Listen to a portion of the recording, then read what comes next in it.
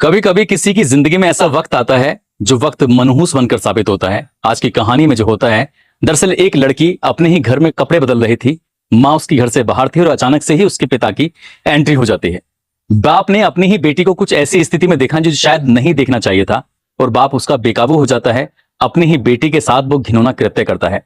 बेटी रोती है, बिलखती है, चीखती है, चिल्लाती है, लेकिन बाप के कानों तक उसकी आवाज नहीं पहुंच रही थी। जब तक उसका मन खुश नहीं हो जाता, संतुष्ट नहीं हो जाता, तब तक वो उसके साथ ऐसे ही गंदा काम कर रहा था। जब उसके बाद वो यहां से जाता है, जाते जाते अपनी बेटी को कुछ नसीहत देता है और कहता है कि इस बात का कभी किसी को भनक नहीं लगनी चाहिए। यदि लगी तो तुम्हारे लिए ठीक नहीं होगा। लेकिन आगे भविष्य में जो होता है उसकी किसी ने कल्पना नहीं की थी। न केवल इसमें कत्ल होते हैं, बल्कि कई जिंदगी पूरी तरह से बर्बाद भी हो जाती है। आदाब, नमस्कार, सत श्री अकाल। मैं उस्मान सैफी। आज की जो सच्ची घटना मैं आपको सुनाने जा रहा हूं, ये सच्ची घटना है पंजाब प्रांत का एक जिला है लुधियाना। बात कर रहा हूं जुलाई 1999 की, जब उस बेटी के साथ बाप ने बलात्कार कर दिया था। और उस बेटी का रो रो कर बुरा हाल हो जाता है। और मां की जब एंट्री घर में होती है तो मां से अपनी कहानी बताती है। नाबालिग बेटी ने जब पूरी कहानी बताई तो मां का भी रो रो कर बुरा हाल हो जाता है। समझ नहीं पा रही थी कि आखिरकार अब भविष्य में क्या फैसला ले, क्या न ले, क्योंकि बेटी की जिंदगी बर्बाद हो चुकी थी। और जो पहली बार हो चुका है तो बाप उसके साथ हो सकता है कि फिर भी यही गलत काम करे। तब मां अपनी बेटी को लेकर थाने जाती है और थाने जाने के बाद अपने ही पति के खिलाफ संबंधित धाराओं में मुकदमा दर्ज करा देती है। पुलिस ने मामले को गंभीरता से लिया, मुकदमा दर्ज किया। दर्ज करने के बाद इस मामले में जो जांच पड़ताल की है, जांच पड़ताल करने के बाद चार्जशीट कोर्ट में लगाई। और चार्जशीट कोर्ट में लगाने के बाद इसमें अदालत ने इस मामले की पूरी सुनवाई की। और 15 मई 2001 को इस व्यक्ति पर आरोप सिद्ध हो जाता है। और आरोप सिद्ध होने के बाद 12 साल की सजा सुनाई जाती है, कठोर कारावास। और साथ ही कहा जाता है कि इस व्यक्ति पर किसी भी तरह की कोई रियायत ना बरती जाए, जब तक सलाखों के पीछे रहे इससे काम लिया जाए। और उसके प्रति कोर्ट ने जो कठोर टिप्पणी की थी, उस टिप्पणी के बाद उस इलाके में चर्चा हो जाती है कि एक बाप ने अपनी बेटी के साथ कितना घिनौना कृत्य किया है। वो व्यक्ति जिसका नाम मोहिंदर सिंह होता है, मोहिंदर सिंह जेल जाता है। और जेल जाने के बाद जब वहां जेल में रहता है तो शुरुआत में लोग उससे बहुत नफरत करते थे। नफरत की वजह यह थी क्योंकि उसने अपनी बेटी के साथ गंदा काम जो किया था। वो जेल में रहता है और धीरे धीरे अपना जब वक्त आगे बढ़ रहा था, लोगों के प्रति उसका व्यवहार बहुत ही अच्छा होता है। चाहे कैदी हो या अधिकारी हो, जो उसको काम दिया जाता था वो पूरी ईमानदारी, पूरी तसल्ली से किया करता था। किसी को उसके काम में कोई शिकायत नहीं थी। और जैसे जैसे वक्त आगे बढ़ रहा था तो उसको देख के ऐसा लग रहा था जैसे कि इसने कोई अपराध किया ही नहीं है, शायद इसे बे अपराध की इसको सजा मिल रही है। वक्त आगे बढ़ता है, उसके बाद कुछ लोग उसको सलाह मशवरा देते हैं, कहते हैं कि तुम्हारा अच्छा व्यवहार है, तुम चाहो तो पेरोल ले सकते हो, और पेरोल लेने के बाद बाहर जाकर अपनी एक सामान्य जिंदगी जी सकते हो और दुनिया देख सकते हो। उसने जैसा सुना था वैसे ही वो करता भी है। 1999 को वो जेल में जाता है और 2005 में वो पेरोल के लिए जो आवेदन करता है तो उसकी पेरोल को स्वीकार कर लिया जाता है। अप्रैल 2005 का ये वाकया है। जैसे ही उसको पेरोल मिलती है, पेरोल मिलने के बाद वो इधर किराए के कमरे पर रहता है और साथ ही अपनी पत्नी और अपनी बेटी को एक खबर भिजवाता है कि तुम्हें मेरी हर वस्तु से, हर चीज से दूर रहना है, चाहे वो मेरा घर हो या फिर मेरे दिए हुए किसी भी सामान से तुम्हें हाथ नहीं लगाना है। क्योंकि वो उसी के घर का भी इस्तेमाल कर रहे थे, ऐसा बताया जाता है। साथ ही उसी की कुछ वस्तुएं थी, उसके सामान थे, उसको वो इस्तेमाल कर रहे थे। जब ये बात माँ और बेटी तक पहुंचती है तो माँ बेटी डर जाती हैं, क्योंकि वो कई साल के बाद जेल से बाहर आया था और जिस तरह से धमकी दी गई थी उससे लग रहा था कि कहीं ऐसा ना हो भविष्य में उनके साथ वो कोई आपराधिक वारदात को अंजाम ना देते। वो नजदीकी पुलिस स्टेशन जाते हैं, वहां जाके शिकायत दर्ज कराते हैं। और शिकायत को शायद पुलिस उतनी गंभीरता से नहीं लेती है, क्योंकि पुलिस को भी यही सूचना मिल रही कि जेल में इसका व्यवहार बहुत ही अच्छा माना गया था। लेकिन वक्त आगे बढ़ जाता है और ये बात आई गई हो जाती है। जो पत्नी और बेटी होती है उसको भी लग रहा था कि जैसे सब कुछ ठीक ठाक है। लेकिन 8 जनवरी 2006 का ये वाकया है। दरअसल लुधियाना का ही एक थाना लगता है होबे वाला, और उसी का एक गांव लगता है प्रताप सिंह वाला। यहाँ पर माँ और बेटी, माँ यानी कि बीनू वर्मा और बेटी यानी कि गीतू वर्मा, दोनों घर पर मौजूद होती हैं। साथ में एक रिश्तेदार होती है शालू वर्मा, वो भी घर पर मौजूद थी। इसी बीच में जो उनका पति होता है दीवार के सहारे एक सीढ़ी लगाता है। सीढ़ी लगाने के बाद घर के अंदर प्रवेश करता है।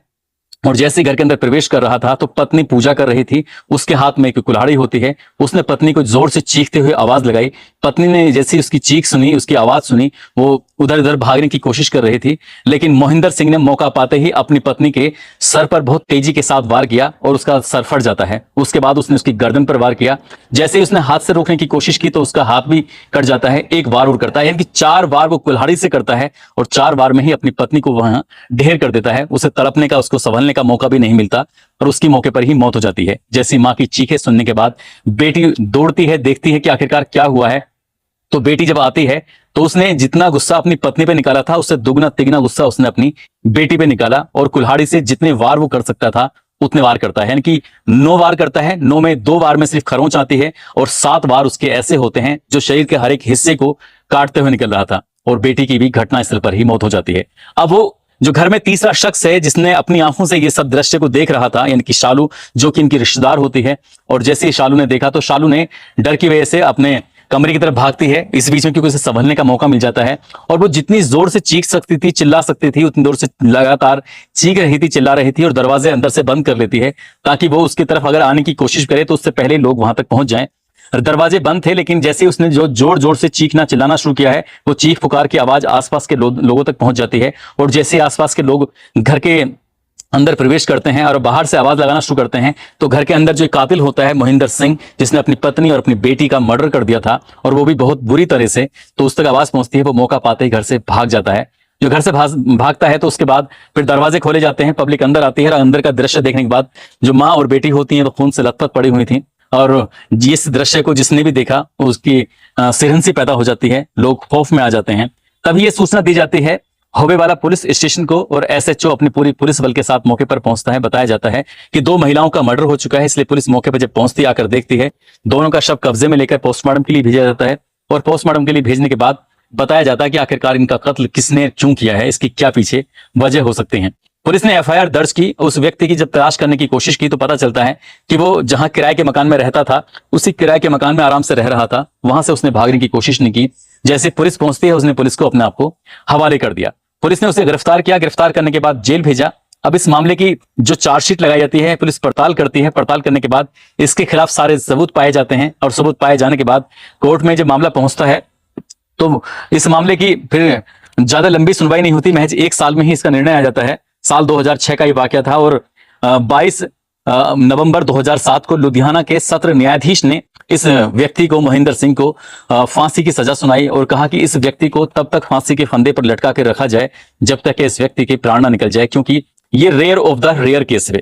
जो rare of the rare case इसको जज साहब ने माना और उसको फांसी की सजा का हुक्म सुनाया जाता है, तब लोगों को तसल्ली होती है कि ये व्यक्ति शायद इसी लायक था। इसने जब अपनी बेटी नाबालिग थी, उस वक्त इसकी उम्र 41 साल के आसपास थी, तब इसने अपनी बेटी का बलात्कार किया और उसकी सजा काटने के लिए जेल जाता है, और 5 साल में ही बाहर निकलने के बाद अपनी बेटी और अपनी पत्नी को मौत के घाट उतार देता है।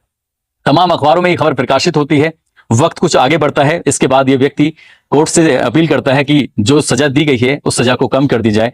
इसलिए हाई कोर्ट ने 30 मई 2008 को इस मामले को बिल्कुल बरकरार रखा, यानी कि फांसी की सजा को बरकरार रखा, और इस व्यक्ति की अपील को पूरी तरह से खारिज कर दिया था। लेकिन इस व्यक्ति की जीने की इच्छाएं लगातार प्रबल थीं, बढ़ रही थीं। तो इस व्यक्ति ने फिर सुप्रीम कोर्ट में अप्लाई करता है, सुप्रीम कोर्ट में आवेदन करता है कि मेरी सजा को कुछ कम कर दी जाए। तमाम तरह के तर्क देता है कि वो बहुत गरीब आदमी है, और जब इसकी ये घटना हुई थी वो 41 साल का था। कुछ ऐसे तर्क दिए गए थे जिन तर्कों को लेकर शायद सुप्रीम कोर्ट भी कुछ ऐसा ही लग रहा था कि शायद इसकी सजा को जैसी है वैसी की वैसे ही रखी जाएगी। लेकिन 28 जनवरी साल 2013 में इस व्यक्ति की जो सजा थी उसे फांसी की सजा को उम्र कैद में तब्दील कर दिया जाता है, और ये कहा जाता है कि जब तक इस व्यक्ति के प्राण ना निकल जाएं तब तक इस सलाखों से बाहर नहीं आना चाहिए, क्योंकि ऐसे व्यक्ति का समाज में रहने का कोई अधिकार नहीं है। जब ये व्यक्ति अभी भी शायद सलाखों के पीछे ही है, लेकिन जब वो वक्त, वो बातें याद आती हैं, तब वो जुलाई 1999 का वो वाकया जब इसने अपनी बेटी के साथ गंदा और घिनौना कृत्य किया था। काश उस दिन इसने अपनी बेटी के ऊपर इतनी गंदी नजर ना रखी होती, काश उसने अपनी बेटी के साथ गलत ना किया होता, काश ये सब ना हुआ होता, तो शायद ये दोनों माँ बेटी भी जिंदा होती और ये व्यक्ति भी एक अच्छा जीवन जी रहा होता ना। और जो भी हुआ था वो वाकई इंसानियत को शर्मसार कर देने वाला था, जो इस व्यक्ति ने अपनी बच्चों के साथ किया था। दोस्तों, इस पूरे घटनाक्रम को सुनाने का उद्देश्य किसी को परेशान करना नहीं है, किसी का दिल दुखाना नहीं है, बल्कि आपको जागरूक करना है, आपको सचेत करना है। और वक्त अगर कभी ऐसा आता भी है तो उसको टालने की कोशिश करनी चाहिए। और जैसी नीयत इस व्यक्ति की थी, तो ऐसी नीयत तो कभी भी किसी भी कीमत पर रखनी नहीं चाहिए। दोस्तों, जाते जाते कुछ लोगों ने नाम लेने की अपील की है, जिसमें नम्रता सिंह है, अनाया गौतम, मोहम्मद रिजवान, मोहम्मद नाजिम, शादाब अंसारी, इरशाद सिद्दीकी, शिवम सिंह, फरमान अली, दानिश ताविश, बलबीर सिंह गुज्जर, डॉक्टर जान आलम, अब्दुल सत्तार, आलोक कुमार, जमालुद्दीन फिरोज, शैलेंद्र आजाद, भूपेंद्र सिंह राजपूत, गोलू कुमार, देव कुमार, अमित कुमार। आप सब लोग अपना ख्याल रखें, सुरक्षित रहें। जय हिंद, जय भारत।